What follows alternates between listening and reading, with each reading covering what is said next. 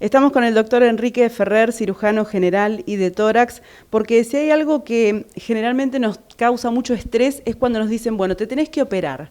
Ok, me tengo que operar, pero ¿qué tengo que hacer antes de esa operación para llegar bien preparado? ¿Cuáles son esos pasos previos que hay que seguir antes de una cirugía? Bueno, buenos días. Para llegar al momento de la cirugía, o sea, al quirófano, los pasos previos son, desde que el cirujano o algún médico indica una cirugía, hacer lo que se denomina el prequirúrgico, ver si ese paciente está en condiciones de someterse a una cirugía.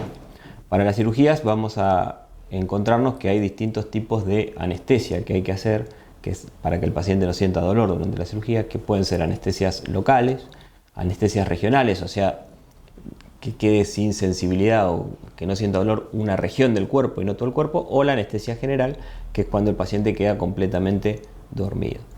Obviamente, de acuerdo al tipo de anestesia, va a necesitar una evaluación prequirúrgica diferente, pero lo más habitual, hablemos de una anestesia general para una cirugía de las más habituales, como puede ser operarse de la vesícula o de una hernia, en donde el paciente va a estar completamente dormido, hay que hacer una serie de estudios prequirúrgicos que básicamente incluyen un análisis de sangre para ver cómo está todo su metabolismo, que el paciente no tenga anemia, que no esté cursando una infección en ese momento, que su azúcar en la sangre esté controlada, que sus iones y toda su parte metabólica esté normal, y además su coagulación, por ser de una cirugía, también debe encontrarse en condiciones normales, por lo cual el médico lo que va a solicitar es un análisis prequirúrgico, un análisis de sangre. A veces puede complementarse con un análisis de orina.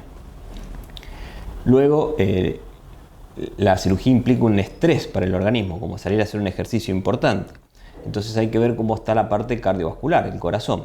Entonces, la consulta con el cardiólogo también es importante y es primordial. Y el cardiólogo va a evaluar el riesgo quirúrgico cardiovascular que tiene ese paciente, que muchas veces es una entrevista en un paciente joven deportista y un electrocardiograma, y con eso está suficiente para hacer un riesgo quirúrgico, y muchas veces, de acuerdo a las otras enfermedades, comorbilidades que llamamos, son las otras enfermedades que pueda tener el paciente, porque a veces no tiene una sola cosa, puede requerir algún otro estudio un poco más complejo, una ecografía del corazón que se llama ecocardiograma, una prueba de esfuerzo, que es esa que se hace en la bicicleta, o la ergometría, que son cosas que va a decidir el cardiólogo, que no a todos se le hacen, pero que a veces para determinados tipos de cirugía puede ser necesario.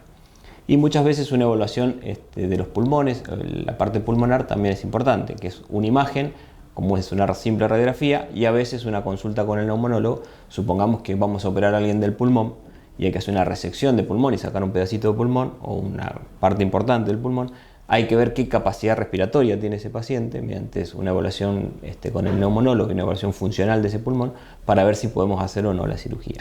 Eso sería la primera parte, lo que pide el cirujano en la primera entrevista. Obviamente es muy importante explicarle al paciente a qué se va a someter, qué implica someterse a una cirugía, de qué se trata la cirugía, cuáles son los riesgos, cómo es su preparación previa, cómo va a ser el durante mientras está internado y qué va a pasar después de la cirugía. Todo eso se hace en la primera entrevista, se charla, se consensúa con el paciente para que él sepa a qué se va a someter, y se piden todos estos estudios prequirúrgicos.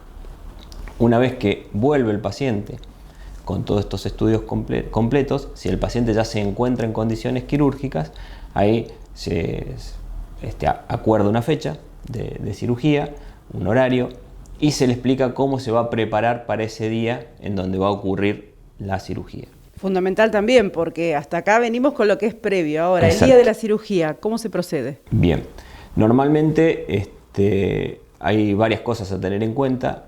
Primero, saber si el paciente, que esto se hace en la entrevista previa, qué medicaciones toma, porque hay medicaciones que se pueden abandonar, medicaciones que no, y medicaciones que sí hay que suprimir, como por ejemplo si el paciente está anticoagulado. Si toma alguna aspirina o aspirineta, probablemente haya que suspenderla. Entonces, lo que se le dice al paciente es, primero, a qué hora se va a presentar a internarse, que es... para llegar a la cirugía, si va a ser con anestesia general, es importante que esté en ayunas, que no coma ni tome nada, ¿sí? 8 horas antes de esa cirugía tiene que estar en ayunas. Hoy se dice que líquidos claros, básicamente el agua y alguna cosa más, hasta 2 horas antes de la cirugía se puede ingerir, y no en gran cantidad, pero que se puede ingerir. Y hay medicación que, por supuesto, si está anticoagulado, la vamos a suspender, y hay otra medicación que, al contrario, es importante que la tome. Si el paciente está con una medicación para la presión o para la glándula tiroides, esas medicaciones no las debe suspender, las debe seguir tomando para que en el momento de la anestesia estén sus parámetros vitales normales. Por el contrario, como decíamos, si está anticoagulado o toma algo para la diabetes y él va a estar en ayunas, que son medicaciones que bajan el azúcar, conviene suspenderlas o saltear esa dosis. Además de la medicación y demás, recordarle que traiga todos sus estudios prequirúrgicos. Muchas veces hacemos una consulta preanestésica antes de la cirugía para que tenga una charla con el anestesista, sobre todo en las cirugías de magnitud más importante. Y recomendamos un baño prequirúrgico con algún jabón antiséptico. Eso se bañan antes de venir a la institución a internarse para operarse. Y a veces hacemos lo que se llama una analgesia preoperatoria. Empezamos a tomar algún analgésico 24 horas antes de la cirugía, que eso se lo damos indicado, para que en el postoperatorio el dolor está demostrado que si uno lo empieza a tratar antes de hacer la cirugía, la respuesta postoperatoria es muchísimo mejor. Y después van a haber cirugías muy puntuales, como por ejemplo si uno se va a operar del intestino, en donde si uno va a seccionar una parte del intestino y volverlo a unir, es importante que ese intestino por dentro esté limpio. Entonces se hace una preparación para que ese intestino esté limpio antes de la cirugía, que eso se explica cómo se toma y demás, para que llegue a la cirugía con esa preparación también bien hecha. Algunas cosas muy pequeñas que tengamos que saber de lo que va a ser ese posoperatorio. Sabemos obviamente que cada cirugía es particular y es específica, pero digo, a rasgos generales que tenemos que tener en cuenta para cuando nos vamos. Bien, perfecto. Obviamente eso ya se consensúa desde la primera, o sea, se le explica al paciente en la primera visita. ¿Qué le implica el posoperatorio? Algo que nos pasa muy frecuente es cuando operamos chicos adolescentes o que ellos piensan que venir a hacerse una cirugía es como ir a la peluquería y que van a salir de ahí, que van a poder hacer una vida completamente normal y la van a poder hacer, pero hay que explicarles que es algo importante, que les va a generar algunas limitaciones. Entonces en los adolescentes es importante generar ese vínculo y explicarles qué les va a pasar. El adulto ya lo tiene más asumido.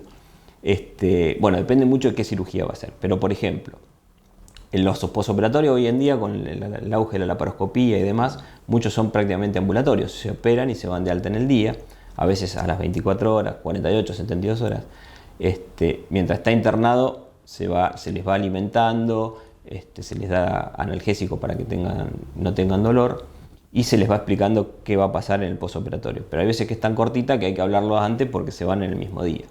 El posoperatorio, como decíamos, por ejemplo, si uno se operó de vesícula, tiene que saber que durante 15, 20 días va a tener que hacer una dieta especial hasta que el hígado se acostumbre a funcionar sin vesícula, por ejemplo.